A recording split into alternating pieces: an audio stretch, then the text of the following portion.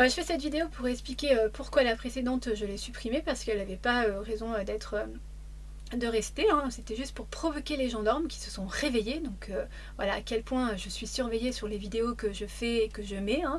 Donc ça a été assez rapide, donc tant mieux, parce que ça fait depuis le mois de novembre qu'ils me courent après, hein, qu'ils me harcèlent pour me convoquer pour une vidéo que j'ai faite sur Madame Bergogneau Sophie, hein. Donc elle m'attaque en outrage à magistrat parce que elle est très susceptible, cette personne.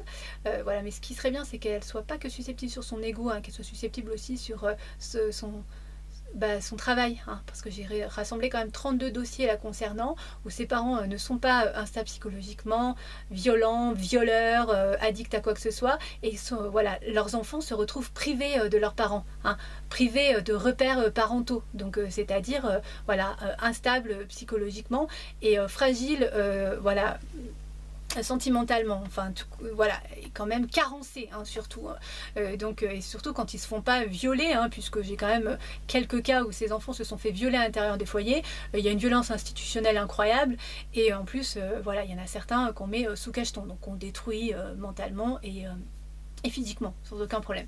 Donc voilà, moi je veux bien être attaquée, mais je pense qu'à un moment donné faut peut-être arrêter l'inversion, voilà, faut peut-être remettre les choses à leur place, puisque mes vidéos elles sont juste là pour prévenir le citoyen d'une réalité, hein, qui est dure à accepter, je l'entends très bien, mais une réalité qui est là, c'est qu'il y a beaucoup d'enfants qui ne sont pas placés, hein, qui sont maltraités et qu'on laisse avec leur famille maltraitante, et il y a beaucoup d'enfants aujourd'hui de plus en plus, hein, qui sont placés sans aucune raison. Voilà, j'ai quand même rassemblé plus de 350 dossiers qui le disent. Il n'y a pas que moi, hein, qui le vit et qui le dit. Il y a aussi la Cour des comptes, hein, qui dit que voilà, la protection de l'enfance en France, c'est catastrophique. On est très mal placé au niveau mondial. Voilà, pour le pays, enfin la France, hein, le pays des droits de l'homme. 30% de réussite pour un budget pareil.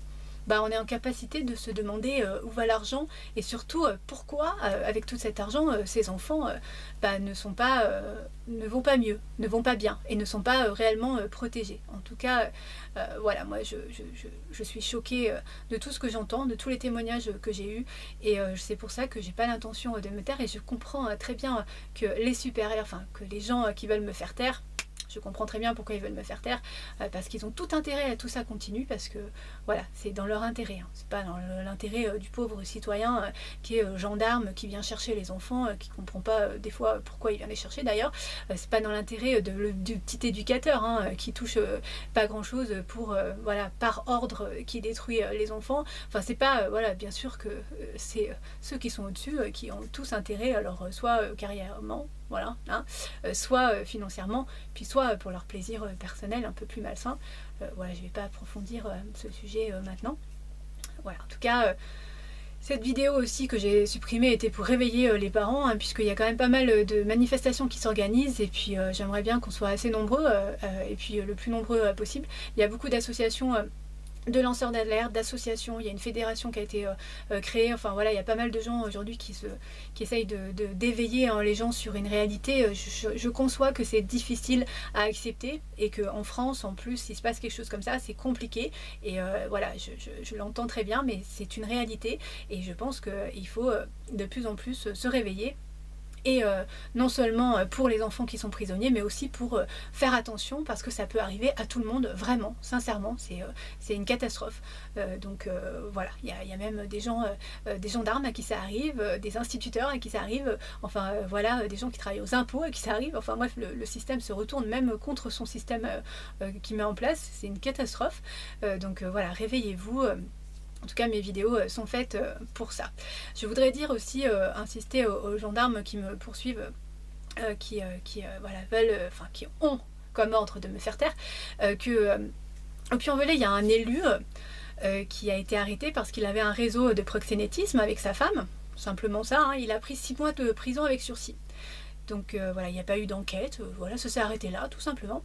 Et on entendra même le préfet, je crois, dire que bon, c'était pas vraiment son réseau, c'était celui de sa femme, donc oh bon, tout va bien. Et nous, on s'est renseigné, on a enquêté, hein, c'est pas notre devoir, mais quand même, on a été surpris par ça, cette information qui est passée quasiment inaperçue. Et du coup, on s'est renseigné ce réseau, il existe toujours. Les prostituées ne sont pas forcément majeures. Et quand on sait qui organise ce réseau et qui utilise ce réseau, on peut très bien comprendre pourquoi voilà, il n'y a personne qui s'intéresse à ça. Donc voilà, je pense que je voudrais m'adresser aux gendarmes que je ne pense pas que vous ayez choisi ce métier pour poursuivre des gens qui font de mal à personne, parce que moi je fais de mal à personne, hein. Je détruis personne, j'ai jamais tué personne, ni violé personne, j'ai jamais séquestré personne. Voilà, j'ai jamais pris de décision non plus pour faire de mal à personne, etc. Hein, donc je n'oblige non plus personne à faire du mal pour moi, etc. etc. Je sais pas, je pense que vous avez pris ce métier pour justement essayer d'améliorer les conditions de vie du citoyen. Donc voilà, je vous invite à aller voir, faire des enquêtes hein, sur les foyers. Voilà, les foyers, les conditions de placement des enfants, et puis surtout voilà, vérifier peut-être si ces enfants sont bien traités à l'intérieur de ces foyers. Et puis je vous invite aussi à peut-être vous retourner hein, derrière vos supérieurs pour enquêter et puis pour trouver des vraies causes à défendre. En tout cas, voilà, je pense que c'est une perte de temps de s'intéresser à moi, vraiment. Voilà, j'espère en tout cas que vous avez pris votre métier pas pour ça, et je pense que moi je le dis, j'ai rien contre la protection de l'enfance, j'ai rien contre les gendarmes qui sont obligés de venir chercher les enfants, comme les 2 gendarmes qui sont venus, ils étaient vraiment embêtés. Bon, les 3 éducatrices un peu moins, hein, elles rigolaient, on a bien senti que ça leur faisait plaisir, et j'ai rien contre la justice non plus. Ce qui me choque, c'est qu'il y a tout un système comme ça qui s'organise, qui est à l'inverse je sais pas, de l'intérêt initial, en tout cas.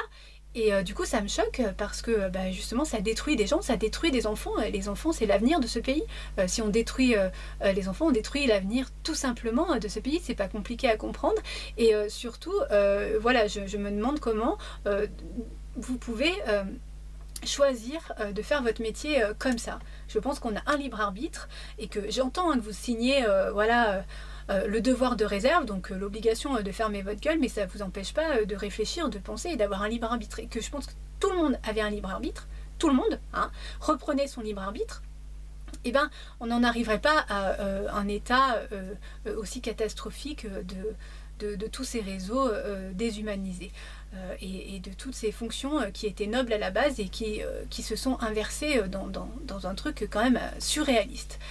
Voilà, en tout cas, moi je suis utopique, hein, mais voilà, je me dis que quand on me répond oui, mais si c'est pas moi, ça sera quelqu'un d'autre, et ben non, parce que si l'autre il a le même libre arbitre, et ben les supérieurs ils peuvent demander, et ben s'il y a personne qui le fait, c'est pas eux qui vont le faire en tout cas. De toute façon, s'ils vous demandent de le faire, c'est qu'ils n'en sont pas capables de le faire, hein, ça c'est une certitude. Hein. Donc voilà, je sais pas, moi je me dis que il faut essayer de changer les choses, et c'est pas en se taisant et en restant chez soi qu'on va y arriver, ça c'est une certitude. Voilà. Après, quoi qu'il arrive, de toute façon, moi je continuerai à dénoncer cette cause qui me tient à cœur. Pour moi, on ne peut pas détruire des enfants comme ça, aussi voilà, aussi monstrueusement et voilà, en toute impunité, en toute illégalité. Pour moi, ça c'est pas possible que je laisse faire ça, et c'est mon choix, c'est ma vie, et même si je dois pour ça être sacrifiée voilà, dans toute cause, de toutes les histoires de France, il y a eu des sacrifiés, et bon, c'est comme ça, moi j'assume, et en tout cas je suis très fière de ce que je fais et de ce que je dénonce, et des preuves qu'on en a et qu'on accumule à avoir, parce qu'à un moment donné, il faut bien essayer de prévenir le citoyen pour éviter que ça lui arrive, et puis surtout essayer de sortir ses enfants le plus rapidement possible. Hein. Voilà, le but, c'est quand même celui-là aussi. Voilà, je finirai cette vidéo comme d'habitude par faire un petit message à ma fille. Alors voilà, je pense que je te l'ai suffisamment expliqué, hein, qu'on avait envie que je me taise. On va se demander pourquoi, peut-être, je ne sais pas. En tout cas, c'est comme ça, Marine.